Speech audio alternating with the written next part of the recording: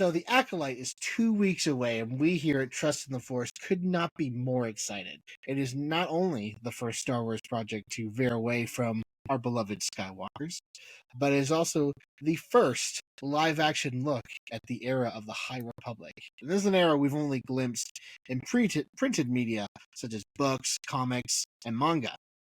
But the question is, where do I start? What order should I consume this media? Well, good for you. We're here to tell you. I am Tim Costello, the Eye of the Nile, and here to join me is the Marshal of Starlight Beacon himself, the hero of Hetzal, Vactor. How are you doing, my friend? For light and life, sir, I am doing fantastic, and I can't wait to talk more about the High Republic. Woo! Yeah, you're one of the best co-hosts this side of the galaxy, and I am thrilled to be talking the High Republic with you today. But before we do that, I have an update. I actually was able to see the footage finally. Yes, That was shown to audiences of the Acolyte during screenings of the Phantom Menace. yes. A few Okay, weeks tell me ago. your thoughts. I want to hear this. All right. So, like, I think it was like the day that the Phantom Menace left theaters. Like, YouTube, Star Wars YouTube just uploaded the footage, Oh, nice. Okay. and it was about 30 seconds long, and it's basically like you said, that extended look that we had of Carrie-Anne Moss fighting the character played by Amanda Stanberg. I think I'm saying Yes. that right. Amanda Stanberg. Character's named May, and it's just an Yes. extended look at that fight. And May's using her daggers, and Carrie-Anne Moss, whose character's name I forget, is using her lightsaber, and it was just intense. I was on the edge of my seat. It's just I was blown away, and I just cannot wait Yes. to see the Acolyte here in a few weeks. I'm Yeah. really excited. Yeah. And that's what I was telling you. Something that we've never seen before in Star Wars is Yeah. this high, like really high end martial arts stuff. It's not the basic run of the mill stunts. It's like this looks like a big budget movie choreography, stunt work, Yes. and I'm thrilled that this is going to be in the show. I'm just a little hesitant because I don't want this to be the only scene. Because if this is the only scene in the entire show that's like this, then I will be disappointed. I want this throughout every episode. Right. I don't Yes. think it's going to be the only Okay. instance of this, because they wouldn't have Yeah. had this kind of sequence if this was going to be the only thing, because that would definitely be disappointing. That'd be like Yes. Spider-Man getting one joke in a movie. Wait, Oh, we got that. Yeah. that's right. I looked her up. Her name is Master Endara. Mr. So Endara. yeah, Okay. we will obviously as we watch the show, it'll be etched into our memory banks. But right now, yeah, we're all still new on the Acolyte characters. Yeah. We'll get them as we're introduced to them, and Yes. as we progress through the series. But I'm glad Which that is you got to see the footage. Yeah, me too. I was really bummed that I didn't get to see it. As listeners and viewers can attest, I was quite incensed about not seeing the footage, because it was basically the reason I was seeing it in the theater. I mean, I Right. didn't mind seeing a Star Wars movie in the theater; that was fun. But it was the footage that was bringing me to there. So Yes. I know the feeling because that's why I was there too. yeah. So we've made several videos related to the Acolyte and the High Republic, but in case you missed those, here's what the High Republic is. And this is found in the opening crawl, so to speak, of Light of the Jedi. This is the seminal debut novel of the High Republic. This is the first exclusively High Republic thing. It had been mentioned in like some comics here and there, and an audio drama, I think, The Dooku Jedi Lost by Kevin Scott, who has written quite a few things for the High Republic since then. Yes. So this is a few pages in. Yes. The galaxy is at peace, ruled by the glorious Republic and protected by the noble and wise Jedi Knights. As a symbol of all that is good, the Republic is about to launch Starlight Beacon into the far reaches of the Outer Rim. This new space station will serve as a ray of hope for all to see. But just as a magnificent renaissance spreads through the Republic, so does a frightening new adversary. Now, the guardians of peace and justice must face a threat to themselves, the galaxy, and the Force itself. And that's just a really good jumping on point. Now, the media Mm. that we're going to be talking about, these books, these comics, the manga, even some Yeah. children's books, started in about 2021, just after the pandemic. And it's set to end next year, which is crazy. Like, Oh, I, man. I know, That I is know. yeah, that is, like, so quick, and I still want to revel in this time period of the High Republic, but Tim, you know what is not set to end next year? What's that? My need for mental clarity. And that is something that I want to share today because I have had in the last week update to my daily routine. Now I wake up in the morning, I grab my coffee normally, and then I'm off to work or I'm off to make sure that my son is still alive. Either one, depending on the day of the week. But now, these last 7 days, I've had a little boost in my productivity. It's been Magic Mind, which is kind of like this energy. It's not an energy drink. It's not like a Red Bull. It's not like a 5 hour energy, Mm-hmm. but it's more like a productivity drink. And the results have been really good. Not only have I felt more focused and more energized, but my productivity at work, I think, has really increased. Before, I was kind of like dragging in the morning a little bit. And there's certain periods throughout the day where it's like, man, when is this day gonna be over? When am I gonna get to the next, when am I gonna get off work? But with this magic mind that I've been taking, it's kinda like leveled out the, the energy levels. So it's like it's more of a smooth, even thing rather than ups and downs, dips and crashes. So that's what I have been experiencing the last 7 days, Tim. It's been this mental clarity boost that's kind of kept me on top of my game. They sent me a few shots to try out. I was very happy that Magic Mind sent those over, and I think it's just if you're looking to enhance your overall cognitive performance and mental health, Tim, I would highly recommend Magic Mind. Give it a shot. It's going to be in our show notes. We're going to have a link. Vectorverse 20 is the code at checkout. If you put that in, you're going to get 48% off your first subscription or That's a 20% lot. off a one-time purchase. That's almost half, Tim. That is the Yeah. the half that we need in this struggling economy and this high inflation times, all this stuff. 50% off is the source that we need. So trust me, Tim.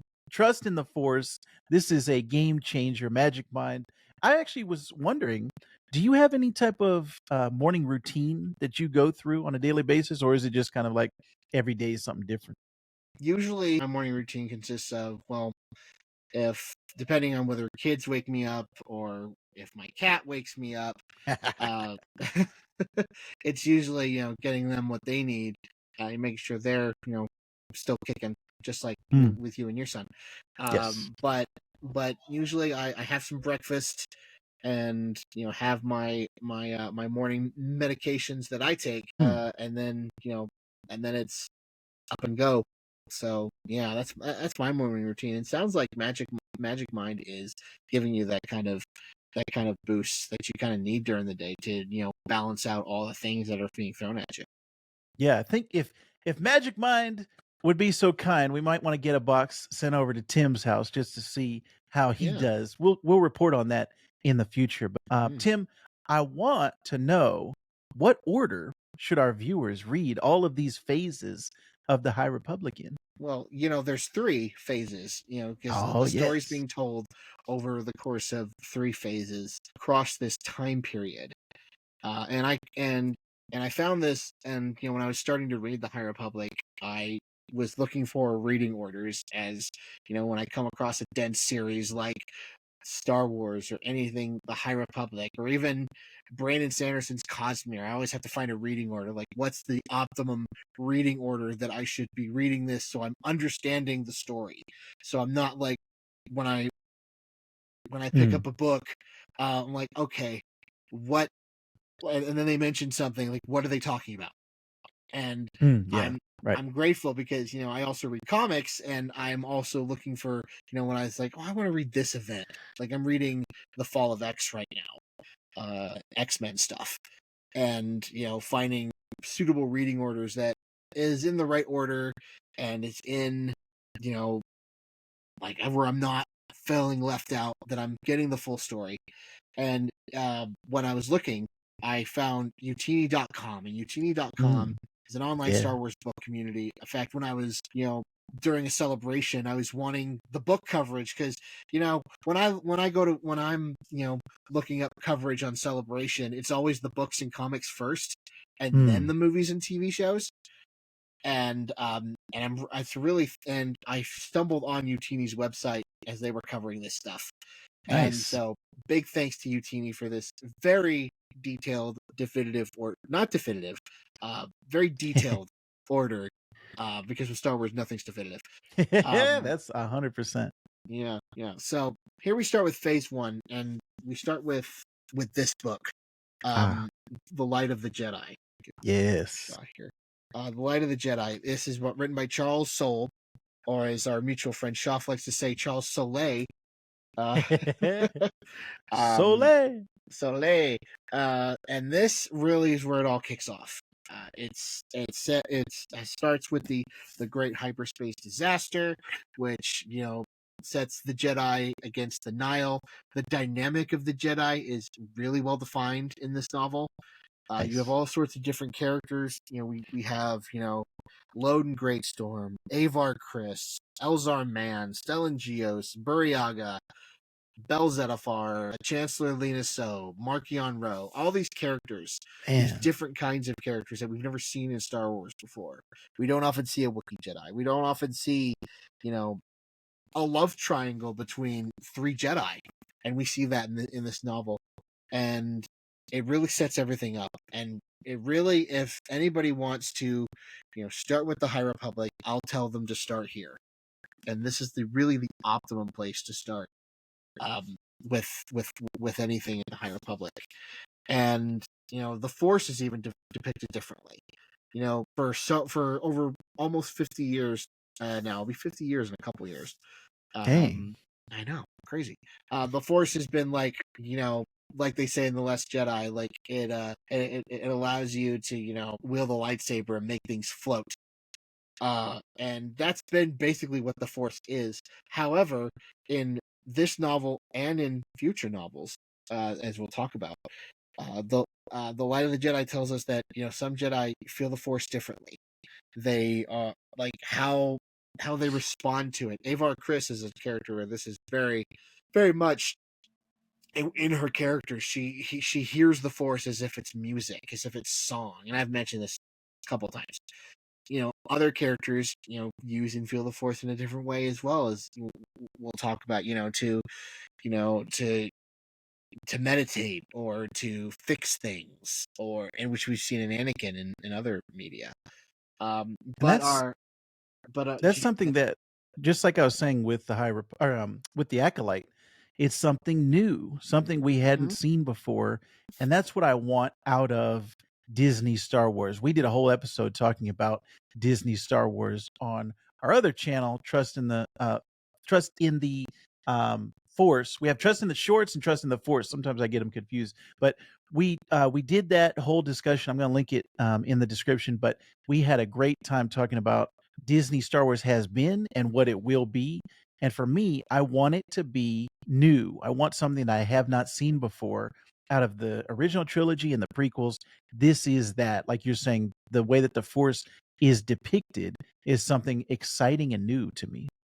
Yeah, and while there are some familiar people in Light of the Jedi, Yoda's there because he's been around a long time, and we see other Jedi Council members that we've seen in the Phantom Menace, but for most part, it's these new characters, and feeling and using the Force in a different way, and which leads us to our YA novel that we have, and this is written by Claudia Gray, who has written, if anyone's familiar with Lost Stars.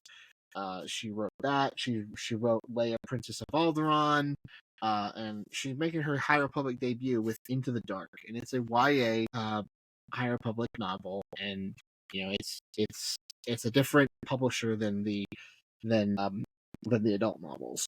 And so, but here has, something else that's new.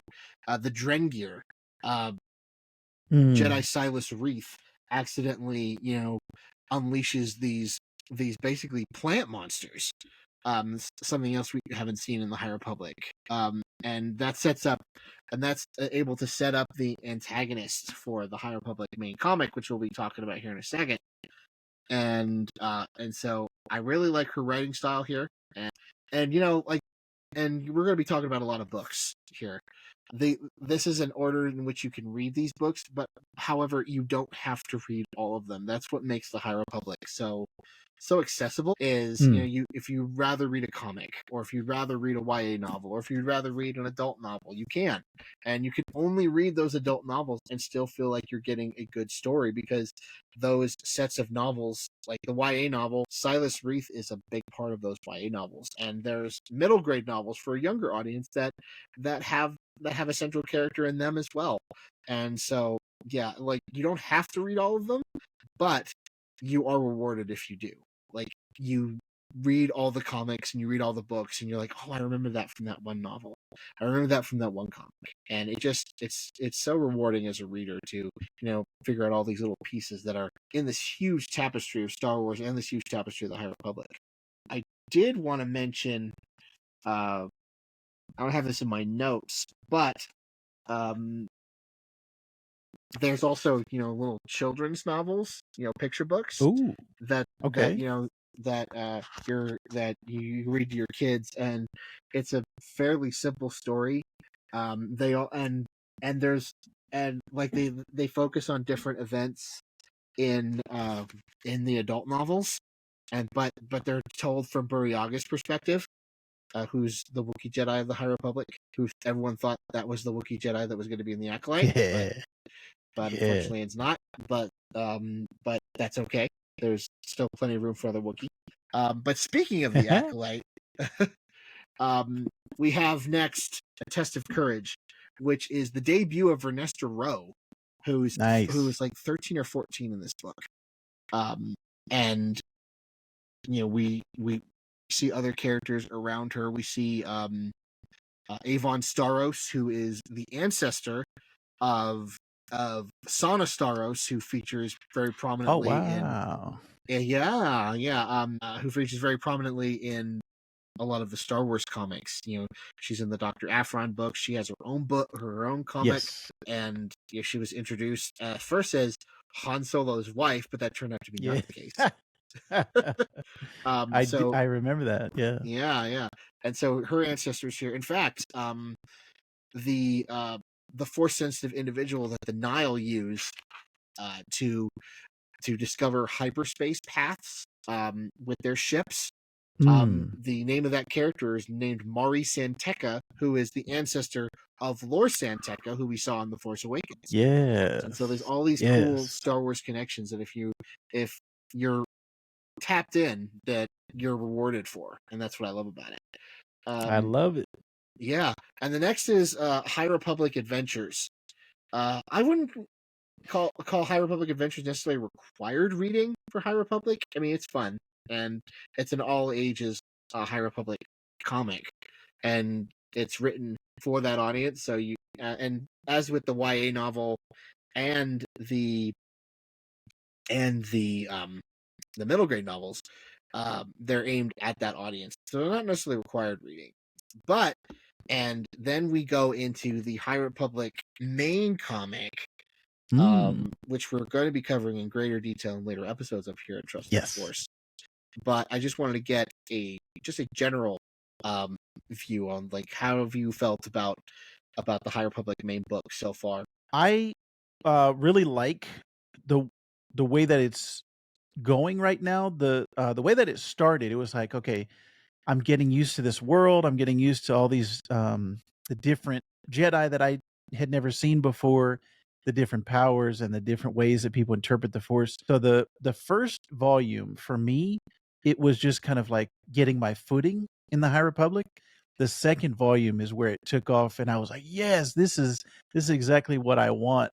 When the High Republic was first announced, I wanted it to be the old like the Old Republic video games, Knights of the Uh-huh. Old Republic and the Old Republic, and it's kind of similar. It's in, you know, thousands of years before the Battle of Yavin, but it's different. So I'm liking the newness of the High Republic, and that also getting the time when the Jedi were at their peak, at the height of their Hmm. powers. So I'm Hmm. really enjoying it so far.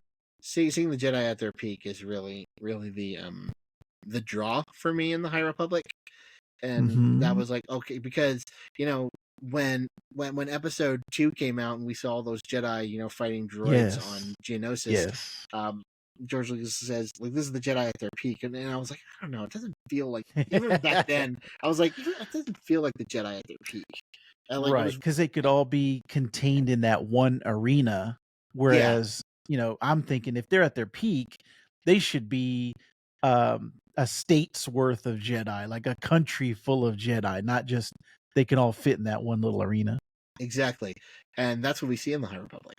And Yes, yes. we not only see that, but we see them like going off and helping like individual planets, which we never saw in the prequels because they Right, were so bureaucratic. But right. there's still that little bit of corruption that's still working their way to the Jedi, in the High Republic as well. So, um, and that brings us to High Republic Adventures: Monster of Temple Peak, which is kind of got a kind of like a kiddie horror vibe, which I really liked. It Mm, introduces the character of Ty Yorick, who is in Back in Phase 3, so I'm really liking that. Um, and then brings me to this book. I love this book. It's called The Rising Storm. It's by Kevin yes. Scott, who has written quite a few Star Wars comics and some Star Wars audio dramas, but this is his like first full on novel. And man, Nice. this book did not let up. It was an extreme roller coaster, and as soon as it was over, I had to breathe because I was like, oh, okay, I think I may have to listen to something else, or read something else, before I get to the next High Republic thing. It Yeah. just was like the Nile unleashed, and Mm, they just go to town on this one planet called Valo, and you see like why they are a threat to the Jedi, mm, and how they're not just like a bunch of space pirates that are looking to cause some trouble, that they are a force to be reckoned with. And then that leads us, nice. which leads us to Out of the Shadows, which is the middle grade book. You see Vernestra right there. Yes. Like with, this is the YA book, but you have Silas and Vernestra in this book, and then you have Jamaram, which sounds like a funny name, but he actually, and this is more on this idea about how the Force works in this era of Star Wars, is he uses the Force to fix things, to figure out how things work, which gives you kind of a sense on how Anakin used the Force. Yeah. And because like, I don't know if you can see the cover, but you see he's got goggles, he's got his hair tied in a bun, um, and you could see that he likes to work on things and fix things, and that's a huge part of his character. And then we have High Republic Volume 2, which Patrick gave his general impressions on. It's really Yeah. great. Yeah, it's really fun. And next is something that I think Vector would really like to dig his teeth into, is High Republic Edge of Balance, which is the manga Yeah. in the High Republic. And Yes. we Yeah. don't normally see manga like told in a canon story. It's usually, like we're just retelling the movies in a manga form or something like that.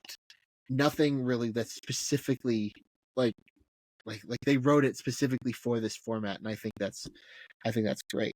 What are your thoughts on that? Yeah, I think it's interesting in the Disney era, there's been both anime and manga that are official and not either fan made or, like you said, Hmm. it's just a retelling of the main original trilogy that we already know. It's the official not adaptation, but the official versions of anime and manga in the Star Wars universe. So Edge of Balance really caught my attention when it first came out.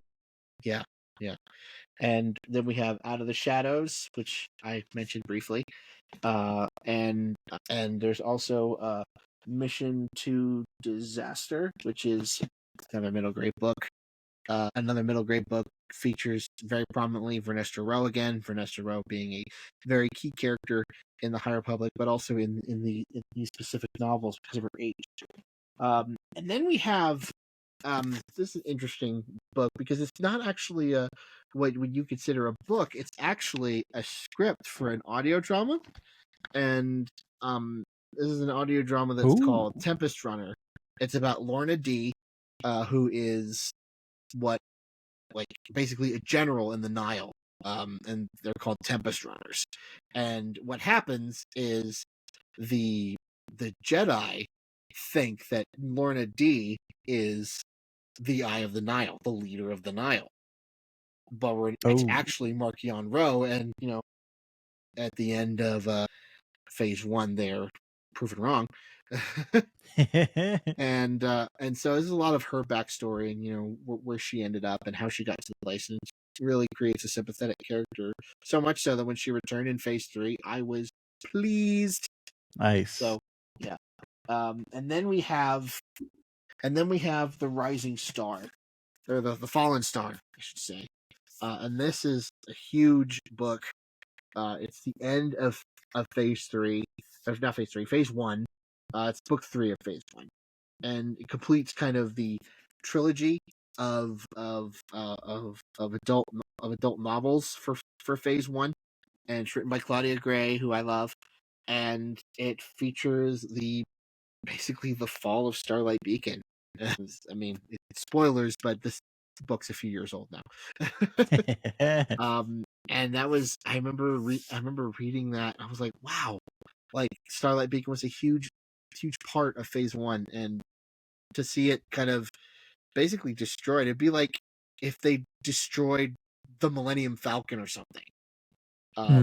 And it just upped the stakes for the High Republic, and then when they announced that phase two was going to take place 150 years later, I was like, 50 years before? Like, what are you talking about? You mean I have to wait to find out what happens to these characters? Some, are left in limbo, like Buryaga was left in limbo, and I had to wait years to find out what happened to him.